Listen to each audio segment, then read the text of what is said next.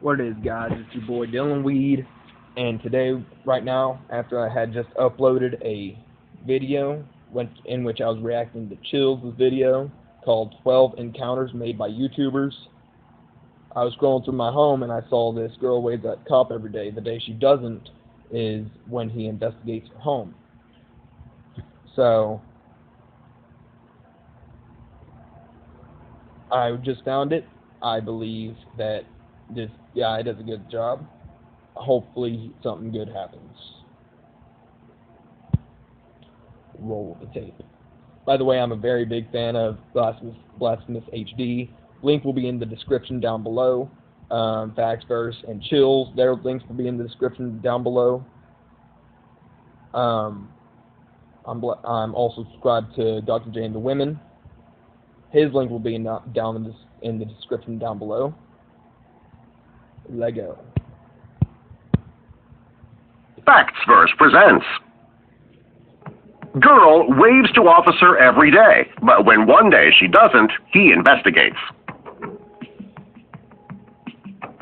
For most kids, home is where they feel the safest. When they're in familiar surroundings with their loving parents, it's the safest place in their little world. At least that's the way it should be. Unfortunately, it's not always the case. There are parents who neglect their kids, parents who abuse their children, and parents who worry more about their drug habits than their children. This is the way that Clint Scales grew up. It's the true story of the girl who waves to an officer every day, but the day she doesn't wave, his gut tells him he needs to investigate her home. Clint lived in Kansas City, Missouri with her parents and her two brothers. When she was 9 years old, she and her brothers were never fed. Her parents often left them alone or slept all day because they were so high on drugs. To feed herself and her brothers, Clint would go to the 7-Eleven down the street to steal food. She knew that it was wrong, but it was the only way the kids could eat. Each day, a police officer would pass by their house when Clint was on the porch. She would wave to him every day. According to Clint, he was one of the only adults that she could trust when she was little. She didn't know the officer's name, but she knew that if anything serious were to happen, that he would probably take care of her. There was one day that the officer passed by her house, but he didn't see Clint waiting there for him. His gut told him that something might be wrong, so he went and knocked on the door. Nobody answered, so he jiggled the doorknob to find the door was unlocked. When he went inside, he found Clint on the floor, barely conscious, and she was having trouble breathing.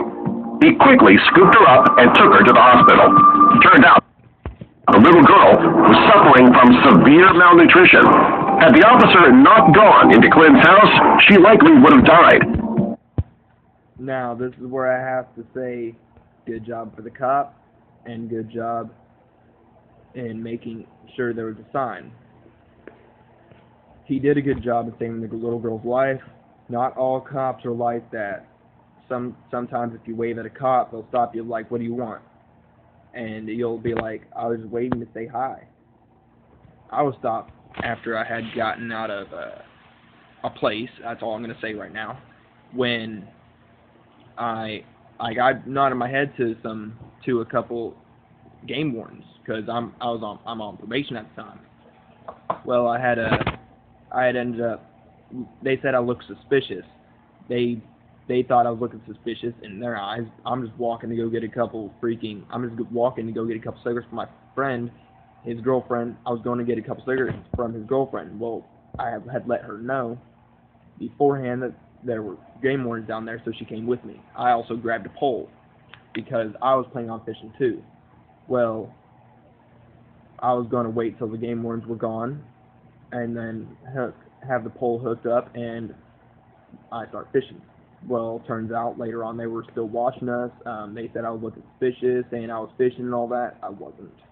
They were saying I was fishing because they said they saw me fishing. They were changing up their story, saying that they saw one guy, then he appears, saying that they saw all three of them from the very beginning. They were trying to rephrase what they were saying so that I confessed to what I was doing, which I wasn't. Well, that's how cops work. Well, it's very bad that people go and do shit like that and care for their drugs and their habits more than they care for their children. It's even worse that they did not it's even worse that they don't feed them. You'll be put in jail for murder or attempted murder or manslaughter or some crap like that. It's bullshit. I was in a very bad relationship with someone in my family when I was young.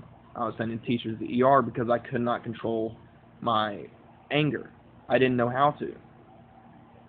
I was put in over up to 28 mental hospitals, one of them very recently, but for a completely different reason. I am bipolar, ADHD, IED, ODD, and have depression. It's not fun. It isn't. If you're having problems or anything like that, seek help immediately. I was put in a mental hospital for a suicide attempt just very recently because of the suicide attempts. I'd been kicked out of my house, and so I had to live with my sister. It's not fun having disorders. It's not. It's very serious. They are very real, and people who think disorders are just cop-outs, no, they're wrong. They're real bad. It's not easy being a MHMR patient. It's not. Having to take pills every day, it's not fun. People see you taking them every day, and it's embarrassing because they look at you like you're a freaking pill popper. It's not fun at all. Now let's get back to the video. Not long after, Clyn moved to Texas, and she never saw the officer again. As she got older, she never forgot about what happened, though, and she wanted to find who the officer was that saved her life, and she'd like to thank him personally. Well, close to 20 years after the incident, Clyn, a mother herself now, remained curious about her savior, so she created a post on Facebook to see if she could find him. A woman who worked with the Kansas City Police Department saw her post, and she wanted to help reunite Clyn with the officer who saved her life. It turned out it was an officer named Jeff Colvin. When Clyn found out who he was, she sent the police sergeant an email. He said that at first he was taken back and was in shock a little. He said that most times as a police officer you help someone and move on. They forget and you forget. This wasn't the case with Clyn. In her email, Clyn said, "I just never thought this would happen, to find my hero. I'm so happy that I was able to thank you in person. I hope one day I can become someone's hero or make a positive impact like you did mine." Clyn traveled to see the man who saved her life when she was just 9 years old. She knew that if he wasn't the type of police officer to go above and beyond the call of duty, that she would have died that day. She would never have had a chance to grow up, and she would never have been able to have her own 2 beautiful children. She owed Sergeant Colvin everything. Therefore, she had no problem traveling back to Missouri to let him know. She said that being able to thank him in person was the least she could do for what he did.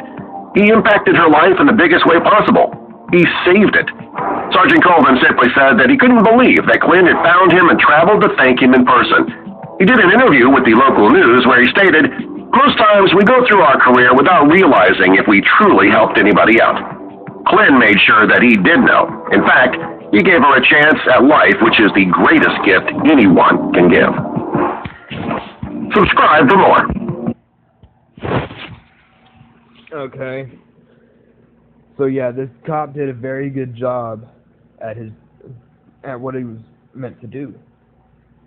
Most cops nowadays just go around shooting people for no apparent reason. There was a guy from a town that I live in currently, and that was in Mesa, Arizona at the time.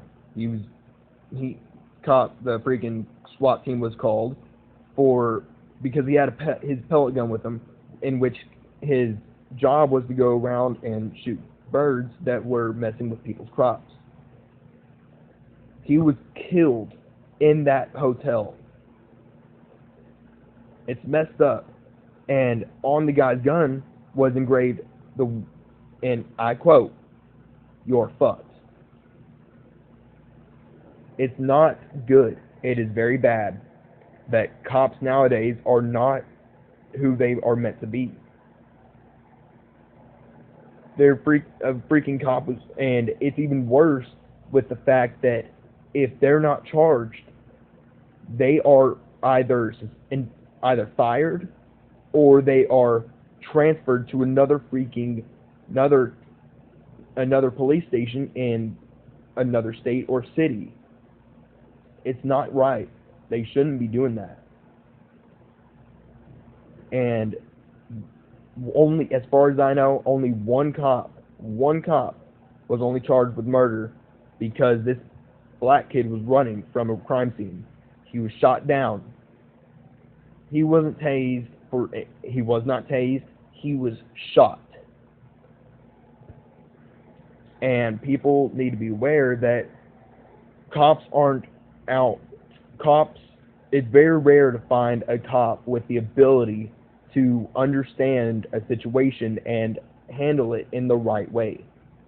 It's very rare nowadays. It's almost like a freaking legend. It's not right. It is wrong.